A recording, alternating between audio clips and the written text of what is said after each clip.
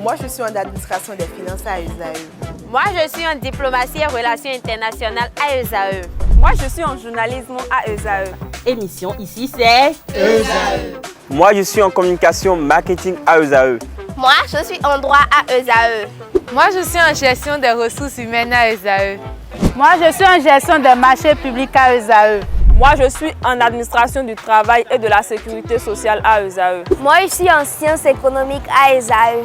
Moi, je suis en banque finance à ESAE. Moi, je suis en administration générale à ESAE.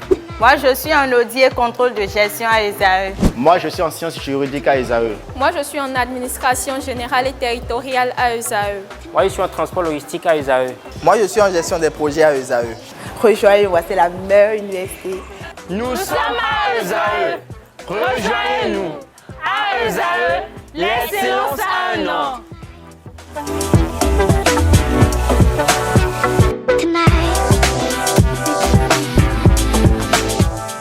Mesdames, Messieurs, bonsoir, bienvenue dans cette édition. Le corps médical désigne la globalité des professionnels de la santé. Parmi ces professionnels figure l'infirmier urgentiste. Qui peut-on appeler infirmier urgentiste? Comment devient-on urgentiste? C'est ce que nous allons découvrir dans cette édition. Pour cela, nous recevons sur ce plateau Metaou Achille, qui est un infirmier urgentiste. Il est aussi le président de l'association des urgentistes du CNRHU HKM de Cotonou. Bonsoir à vous, monsieur. Bonsoir madame, amis téléspectateurs, bonsoir. Alors dites-nous, qui peut-on appeler infirmier urgentiste?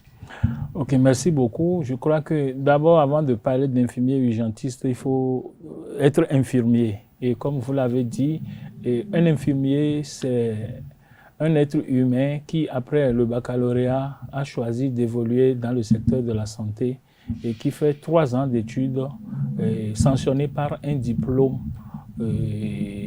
en sciences infirmières. Et donc, ce n'est qu'après ça, après avoir exercé pendant quelques années, donc, doté de compétences, il peut maintenant chercher à évoluer dans les spécialités. Et l'une des spécialités qu'offre la profession, c'est l'urgentiste, c'est-à-dire que nous appelons la médecine d'urgence. Donc, c'est à partir de ce moment qu'il s'engage dans la spécialité pour pouvoir devenir infirmier urgentiste. Alors, au regard de cela, quels sont les principaux rôles d'un urgentiste? Alors, comme je viens de le dire, lorsque nous parlons d'urgence, on parle de détresse. Donc, ça veut dire qu'il y a une urgence vitale. La vie de l'intéressé, la vie d'un être humain est en danger. Et donc, le rôle de l'infirmier urgentiste, c'est de pouvoir poser des gestes urgents. Et donc, devant les détresses respiratoires, les détresses neurologiques, les détresses circulatoires et les détresses métaboliques. Et tout ce que je dis, ça paraît un peu compliqué pour celui qui n'est pas du domaine, mais lorsque nous parlons de détresse respiratoire, vous savez, la vie, c'est conditionné par la respiration. Le premier cri de l'enfant lorsqu'il naît, c'est qu'il est confronté à un problème respiratoire. Donc, sans la respiration, il n'y a pas de vie. Donc, devant toute urgence respiratoire, l'infirmier urgentiste doit poser des actes pour pouvoir libérer ce que nous appelons les voies aériennes supérieures pour permettre à l'intéressé de pouvoir continuer à bien respirer, étant donné que le besoin de respirer est un besoin fondamental pour l'être humain.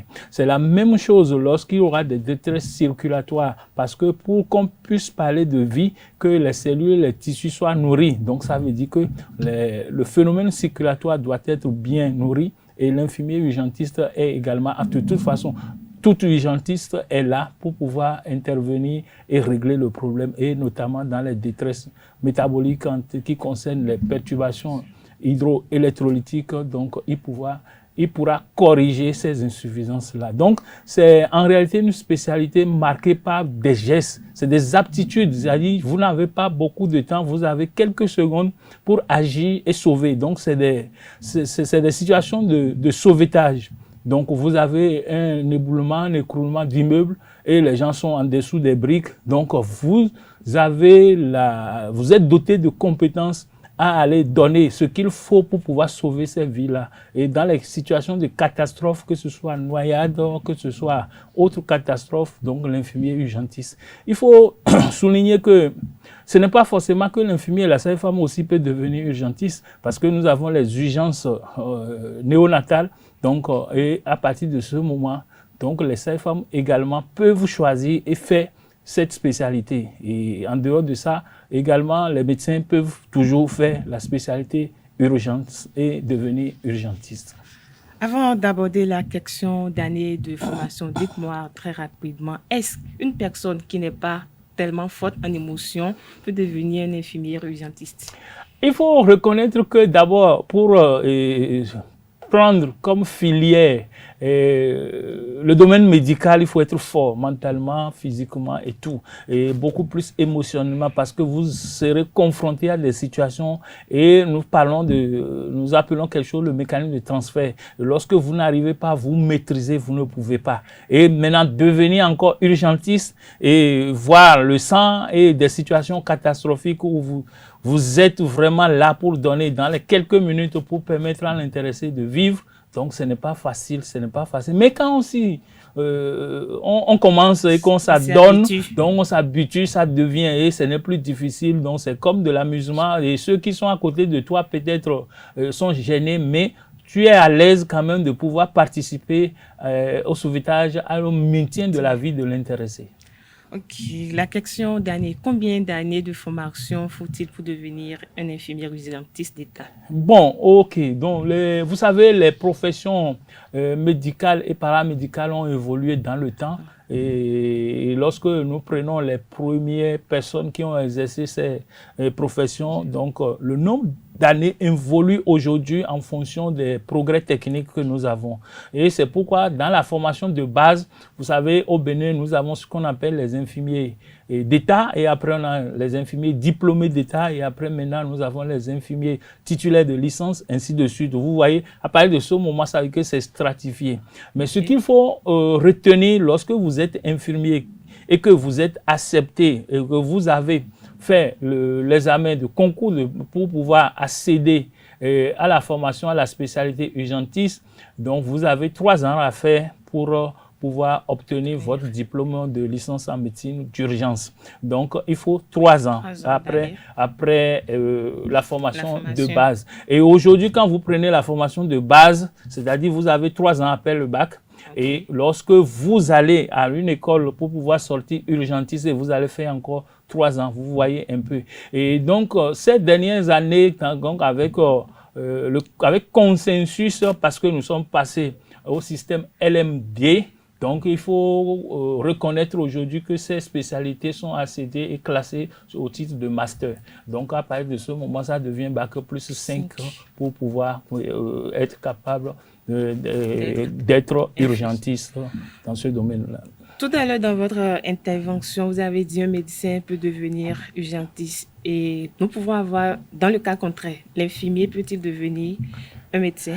C'est vice-versa, vous savez, rien n'est figé. Et vous savez, pendant longtemps, parce que nos pays sont des pays en voie de développement et que nous avons besoin des praticiens, et donc les opportunités n'étaient pas trop offertes. Mais aujourd'hui, avec l'évolution, donc un infirmier peut devenir médecin, et un infirmier diplômé d'État peut devenir également urgentiste, de la même manière que le médecin peut choisir la formation urgentiste et être médecin urgentiste. Donc, ça ne pose pas de problème aujourd'hui, et tout est possible, vice-versa. Donc, c'est une question d'engagement et d'opportunité. Lorsque vous vous retrouvez dans un environnement où l'opportunité existe et que vous n'êtes pas découragé, vous voulez étudier, vous voulez avoir... Donc, je voudrais quand même rassurer les jeunes qu'aujourd'hui, les professions paramédicales ont évolué et qu'au Bénin, aujourd'hui, donc,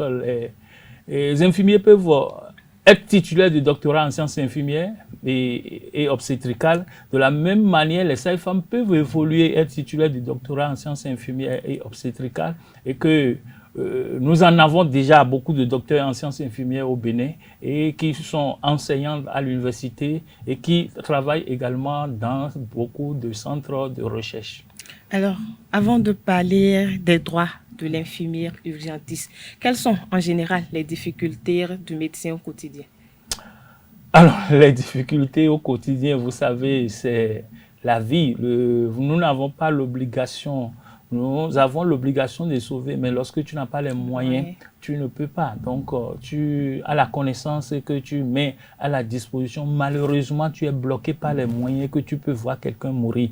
Et ce n'est pas que tu es en situation de non-assistance en personne en danger. Tu sais que le danger est là. Mais si tu n'as pas de quoi travailler, donc ça, c'est important, c'est problématique. Deuxième chose, vous avez une charge de travail qui dépasse par rapport à ce que vous allez faire. Donc, vous-même, vous êtes usé. Donc, vous allez vers des situations d'usure. Et ça fait que quand vous prenez ceux qui font ces professions médicales et paramédicales, forcément à la retraite, quand ils finissent d'exercer, c'est des gens qui se fatiguent beaucoup plus parce que on les a tous pompés et que la gestion de la période de retraite n'est pas aussi facile. Et il faut reconnaître que c'est du sacerdoce, parce que si on devrait payer l'agent de santé en fonction de ce qu'il offre comme prestation, je crois que on devrait être les meilleurs lotis. Malheureusement, c'est le contraire. Vous avez quelqu'un qui vous composez le baccalauréat ensemble. Peut-être qu'après 4 ans, il est titulaire d'un diplôme, d'un master en économie ou bien en informatique, il se tape les 800, les 1 million ou bien il est nommé ministre. Donc c'est en ce moment que vous êtes encore sur le banc à faire 5e année, 6e année, 7e année de médecine. Vous sortez médecin généraliste, il faut aller maintenant chercher à faire la spécialité. Tout ce temps, il est déjà ministre pendant 4 ans dans le gouvernement. Bon, on le bombarde, député à l'Assemblée, il devient ton patron. Donc, quelque part, ce n'est pas facile, mais il faut être fier. Il faut être fier parce qu'il y a des moments où vous allez voir que c'est grâce à vous, avec votre contribution, vous avez pu sauver cette vie, vous avez pu sauver cet enfant. Et lorsque c'est quand vous avez quand même cette satisfaction morale, on est à l'aise.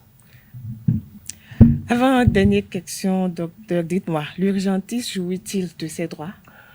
Bon, ces droits, nous sommes au Bénin et si nous devons parler à l'international, ça ne pose pas de problème. Vous êtes urgentiste, vous pouvez travailler dans n'importe quel pays, dans n'importe quelle situation parce que vous êtes comme des ambassadeurs, même en situation de vol, en situation de voyage et que dans l'avion, il y a une situation extrême, vous devez travailler. C'est assistance mondiale. Partout où vous êtes, vous devrez travailler, vous devrez assister les gens. Et c'est étiqueté. Dans les pays développés, les urgentistes sont étiquetés, même avec ton véhicule. Et par rapport à cette marque, lorsqu'il y a un problème, vous devez vous arrêter, vous travaillez, vous signez, vous envoyez, vous serez à l'aise chez vous quand la facture et l'émolument peut venir. Malheureusement, nous ne sommes pas à cette étape dans notre pays. Il y a beaucoup qui sont allés pour la formation, qui reviennent, qui ne sont pas reclassés. Et il y en a, mais il faut reconnaître que le professeur Martin Tchobli, professeur émérite à la retraite, a beaucoup plus œuvré pour le développement de la filière. Et on ne peut pas dire qu'on n'est pas nourri, mais il reste encore beaucoup à faire parce que en termes de considération, en termes de classification et de considération catégorielle, il reste beaucoup de choses à corriger. Une question en termes, dites-moi, c'est uniquement au CNRCHU de Cotonou, nous retrouvons les infirmières urgentistes ou ils sont partout dans les hôpitaux? Aujourd'hui, les urgentistes sont partout. Aujourd'hui, parce qu'il y a eu au Bénin au moins 3 promotions de formation d'urgentistes et donc nous disposons plus de 100 urgentistes sur toute l'étendue du territoire. Et aujourd'hui, quand vous avez les antennes du service des services d'aide médicale aux urgences que nous appelons SAMU. Vous allez voir les urgentistes. Vous allez constater que de plus en plus, on crée le service d'accueil des urgences dans les hôpitaux des zones. Ce sont les urgentistes qui sont placés. Donc, ce n'est pas qu'au CNHU. Bon, malheureusement, compte tenu de beaucoup de choses, la formation pour le moment n'est plus continuelle au Bénin. Mais il faut reconnaître que les autres pays, et même certains pays limitrophes, continuent et que tout Béninois qui veut accéder à cette formation peut continuer. Dernière question pour finir cette édition. Dites-moi, l'infirmier urgentiste vit-il de son art? Ah oui, bon, il vit de son art. Bon, c'est vrai, comme je l'ai dit, vous savez, nous avons des tests actuellement qui sont appliqués dans le pays par rapport à l'intervention en exercice en clientèle privée. Et malheureusement, si je dois dire qu'il y a quelque chose qui cloche, c'est que cette dérogation n'est pas donné aux urgentistes. Bon, c'est pas pour faire une comparaison. Malheureusement, lorsqu'on voit de l'autre côté nos frères anesthésistes, ils sont autorisés à donner de l'anesthésie dans le privé. Imaginez que vous êtes dans une maison, que votre voisin a son enfant qui a une extrême urgence et que vous ne pouvez pas intervenir parce qu'on estime que vous êtes en exercice en clientèle privée. Bon, je pense que ça, c'est une aberration. On doit lever cette barrière pour permettre aux urgentistes d'intervenir partout où ils sont pour pouvoir sauver la vie, parce que ce n'est pas l'argent qui compte. La personne est déjà dotée de la compétence et pour rien du tout, et il peut se dire, je ne suis pas autorisé, parce que la clinique est à côté et on le sollicite, il dit, je ne suis pas en exercice en clientèle privée. Mais lorsqu'il n'agit pas, l'intéressé meurt. Mais quand on se retrouve devant la justice et on va appliquer la non-assistance en personne en danger, il va se retrouver où? Je crois que j'invite nos autorités à revoir quand même cette copie. Alors, votre mot de fin? Mon mot de fin, je remercie cette télévision qui nous a permis de pouvoir faire un zoom sur la profession urgentiste, et j'exhorte nos jeunes à savoir qu'aujourd'hui, les sciences infirmières ont évolué et que il ne faut pas se baser uniquement en disant que bon, nous sommes bloqués. Non, non, non. Il y a toujours la possibilité d'évoluer et nous constituons une équipe de santé. Donc le médecin, l'urgentiste, ceci, c'est ensemble qu'on doit travailler, l'anesthésiste, c'est ensemble que nous devons vraiment conjuguer nos efforts pour pouvoir gagner le pari, c'est-à-dire que les gens soient en bonne santé. Merci à vous, Achille Metaou. Je rappelle que vous êtes infirmier urgentiste, président de l'association des urgentistes du CNRHU HKM de Cotonou. Mesdames et messieurs, nous poursuivons cette édition.